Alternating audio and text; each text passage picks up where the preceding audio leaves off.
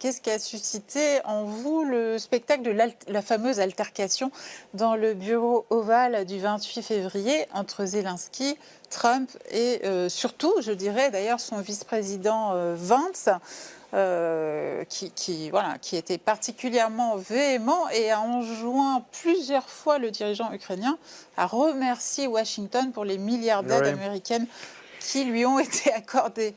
Alors je vous avoue que je pense que Zelensky, on peut lui reprocher beaucoup de choses, mais je me suis trouvé quand même mal à l'aise par rapport à lui quand j'ai vu ça.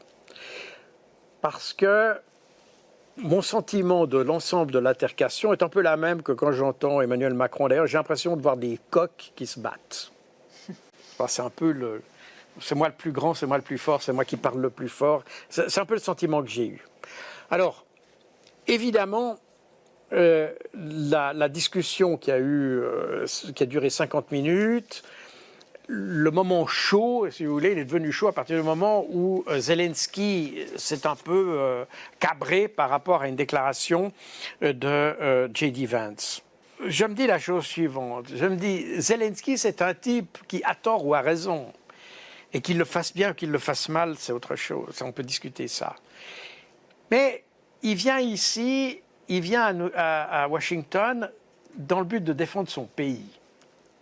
Et je peux comprendre qu'il soit dans un état, disons, plus tendu quand il se voit accueillir avec une fin de non-recevoir.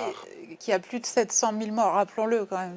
Voilà, qui pourrait avoir... Donc il y a quand même des enjeux qui expliquent qu'il soit un petit peu plus agressif.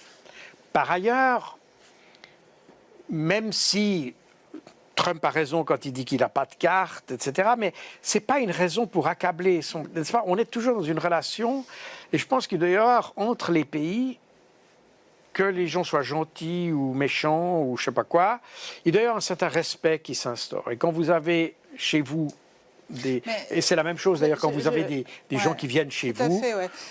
Mais je vous pose la question, historiquement, est-ce qu'on a déjà, je rappelle, sous le feu des caméras du monde entier, eu une explication de gravure aussi misérable entre responsables politiques dans une situation aussi grave?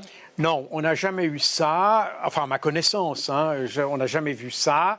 Ça s'est certainement passé, mais dans les coulisses, certainement. Il y a certainement eu des situations où il y a eu des éclats de voix, des choses comme ça. Mais ça n'était pas... Non, mais là, c'est filmé. Là, c'est filmé, justement. Et ça, c'était quand même... Je pense que... Je comprends la rationalité des arguments apportés par les Américains, mais par ailleurs, je pense que ce n'était pas le bon moment pour les faire valoir de cette manière-là.